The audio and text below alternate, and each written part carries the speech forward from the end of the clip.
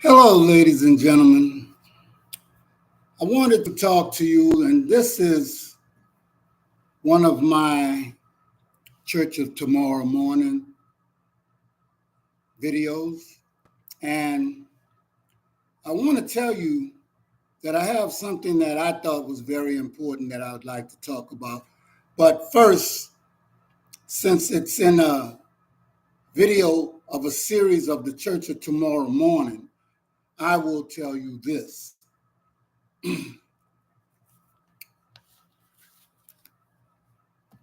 Why the Black Christian pulpit of mystery or ministry is the only moderately legitimate but exclusively Black hustle afforded to criminals and outlaws among our people in America or anywhere else in the civilized world.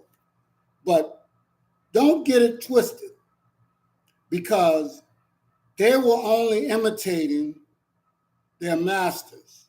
And they only were able to do this because of the people that were in charge. And they had to be taught how to connive and do whatever they did. And this is not for all preachers, priests, or anything. But as you know, with the fall of so many preachers and priests, we have to confront this.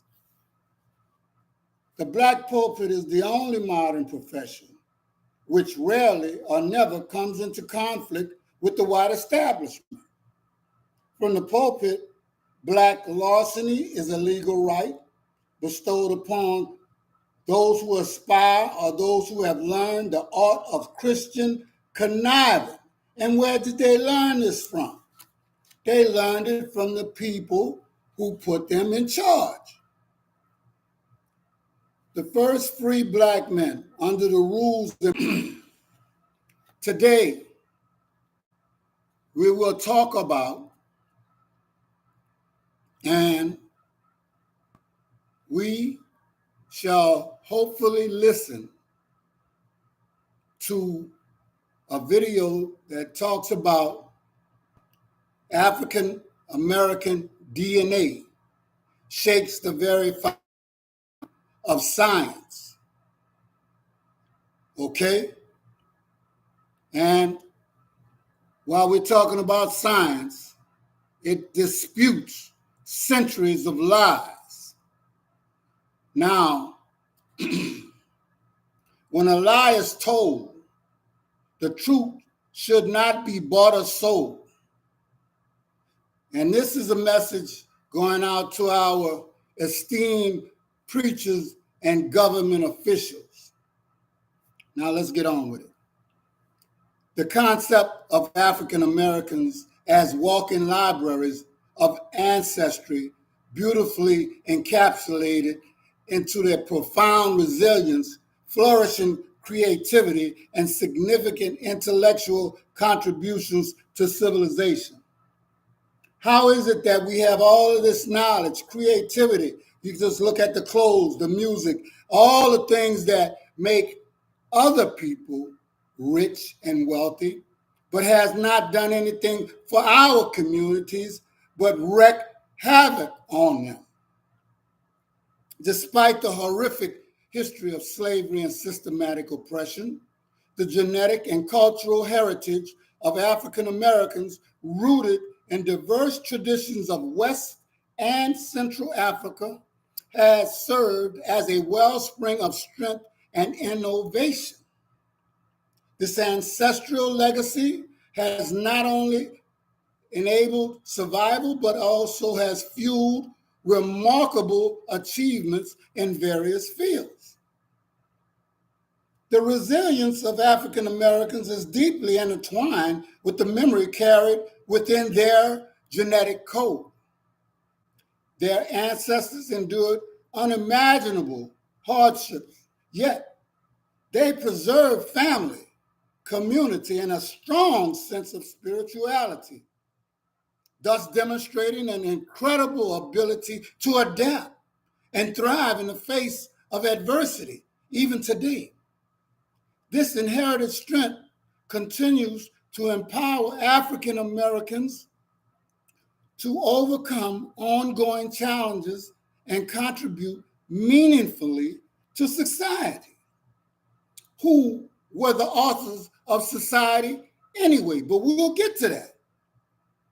Moreover, the rich tapestry of African ancestry has profoundly influenced American culture, with African Americans making foundational contributions to music, literature, and the arts. From the sorrow songs born out of slavery to the vibrant expressions of Harlem Renaissance and contemporary movements like hip-hop, Afrofuturism, African American creativity has shaped global trends and continues to be a source of innovation and inspiration. And how could that be? Because they populated this earth coming from Africa. But nobody wanted to hear it. And nobody had the proof because they thought it was destroyed. Oh, but let me get back to the story. Even during slavery, artistic expression through quilts, baskets, and folklore served as forms of resistance and cultural preservation. Intellectually, African Americans have made pioneering advancements in science, technology, and various academic disciplines, often in the face of systematic racism and limited opportunities. Their unique perspective and experiences have enriched our understanding of the world and driven innovation across numerous fields, recognizing African Americans as walking libraries, acknowledges the enduring legacy of their ancestors and their ongoing intellectual and creative power, highlighting their integral role in the fabric of human civilization. That is almost a false statement because they are the fabric of human civilization. But that's neither here or there. Let's go by what we can prove, and those people who got their hands on our history and tried to destroy it, hide it in the Vatican, and DEI it, and do whatever they wanted to do. That's the whole problem with when you do something deceitful. You never know where another copy of the information may be, and it might be staring right in your face. They told us we were just descendants of slaves, that our story began in chains, that we were brought here with nothing, stripped of history, cultural, and identity. But what if I told you that there was never the full story told? What if I told you that the truth, the real truth, was buried in our blood? Because for decades, scientists quietly ignored the one group whose DNA could change everything. We thought about humanity, African Americans, not just African, but African Americans, descendants of the enslaved, the displaced, the erased. And when researchers finally cracked the code, they were stunned because African American DNA didn't just come and connect to Africa. It connected to the beginning. The beginning. This isn't science fiction. It isn't conspiratory. This is a genetic fact, not conspiracy. And what makes this so powerful, so world-shattering, is that they tried to hide it for centuries. The Western world painted Africa as a dark, backward continent, a place of savagery and suffering. And Black Americans were portrayed as the afterthought of that, a broken branch of a broken people. But now, DNA is rewriting the script, and a new story says Black Americans are not just survivors of slavery. We are walking libraries of ancient memory, genetic time capsules. You see, every human on this earth carries some version of African DNA. Every human on this earth carries some versions of African DNA, but no one, not a single group, has the unique combination of ancient bloodlines, tribal mergers, and survival adaptations that exist in African Americans. We're not just part of the tree. For years, scientists studied bones, fossils, and skulls to trace human evolution.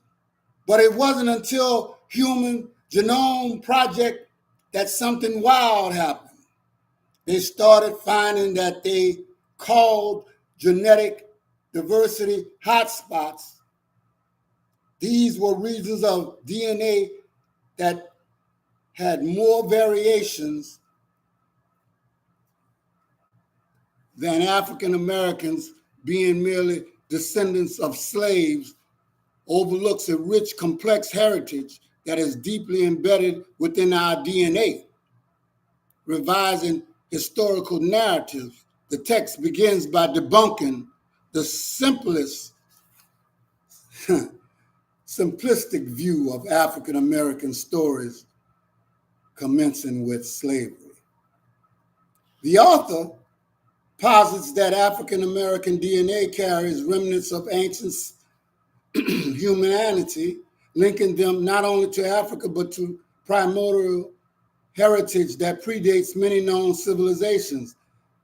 The revisionist approach invites readers to reconsider the implications of their ancestry and highlights the denigration faced due to local narratives that have persistently marginalized African American contributions and identity. Scientific validation. The narrative emphasizes recent scientific achievements, notably from the Human Genome Project, which unveil a trove of genetic diversity among African Americans that significantly diverges from other populations globally. The claim that African Americans possessing the most genetically diverse DNA ever recorded challenges preconceived notions about racial and cultural homogeneity, elevating awareness about the depth of genetic variation that exists within these communities. Cultural richness. The author articulates the idea that African Americans are not merely products of trauma, but are, in fact, repositories of ancient memory and cultural legacy that predate the transatlantic slave trade. The metaphor of, or the image of African Americans as walking libraries of ancestry equips them with a narrative of resilience that not just survival, but flourishing creativity and intellectual contributions to civilizations were these splendid individuals. Reclaiming identity. The text further suggests that recognizing one's genetic lineage reaffirms the dignity and worth of African Americans. Nobody had to tell us that. We know it, but we had just been done like everybody else. We have been conditioned to believe in something else. The suggestion that they carry DNA older than the pyramids is an assertion of pride and a call of empowerment, encouraging individuals to embrace their identities as foundational to human history rather than marginal. Intersection of history and genetics. Notably, the text intertwines genetic findings with historical events, positing that African presence and influence extend beyond the confines of the Atlantic slave trade. Various examples, such as connections to ancient civilizations, such as or the like, the Olmecs, and interactions with cultures in Spain and India, create multifaceted view of how African ancestry intermingled globally and internally, fostering a sense of belonging to a broader human continuum. That's also Asia too, being so close to Africa. You know this already though. Cultural resilience.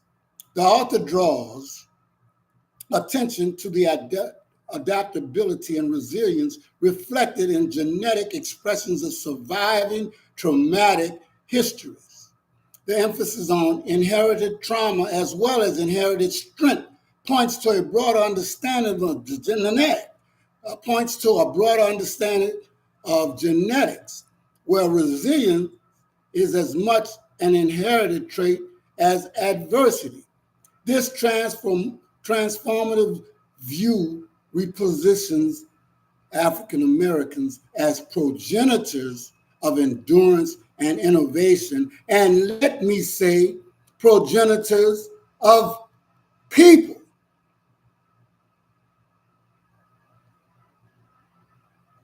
Call to action. Conclusively, the text serves as a call to action for African Americans to acknowledge and celebrate their complex genealogies. It encouraged readers to engage in a journey of self-discovery that transcends historical victimhood to embrace a narrative of empowerment, agency, and origin. This is the reason why I'm actually doing this today. Black on black crime is always at a high. The images portrayed and portraying blacks, whether it's in Africa, Brazil, here in America, is always negative. And we need the truth. Even if we didn't like it, we needed the truth. But now that it's here, people are starting to question, well, where and what did they do with the evidence that was found? Because I always wanted to know, because I always knew that Egypt meant Africa, the same with Israel, and all of that. And Africa means black. And how in the world could you have Egyptologists, people that was going to study Egypt and not be black and tell the truth? Don't make sense. You know it and I know it. Okay. I am not going to go any further with this because now I see I'm running up on 18 minutes. They always have a time clock. One thing that you don't get your time back. So let me just say this. Our origins are as diverse as traveling to Ireland, Cambodia, Peru. Why is this so? Because our heritage transcends a single continent. It has always been globally interwoven. Efforts have been made to characterize us through struggle, but your DNA narrates a different account. It declares we were first. It asserts that we were everywhere. And now, after centuries of silence, your genetics demand to be acknowledged. So the next occasion someone asserts that African Americans lack culture, history, or homeland, inform them this: we don't originate from a single location. We are the tapestry of faces, and that assertion stands on scientific validation. You now recognize that you carry the human tapestry of life. That comes from me.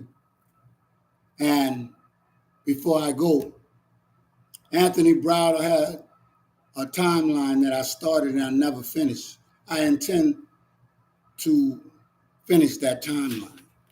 But also, I will be reading more on African American DNA, shaking the grounds of science, rebuking the lies of the powerful, and also disputes centuries of lies by people that were jealous, that people that wanted to manipulate us and still are.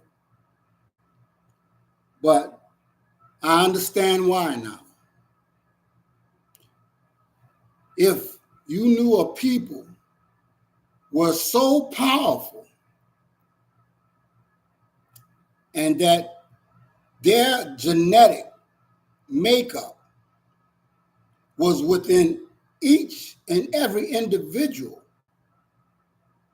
they come from the tree itself, the tree of life. And you put yourself next to them, wouldn't you feel a little inadequate?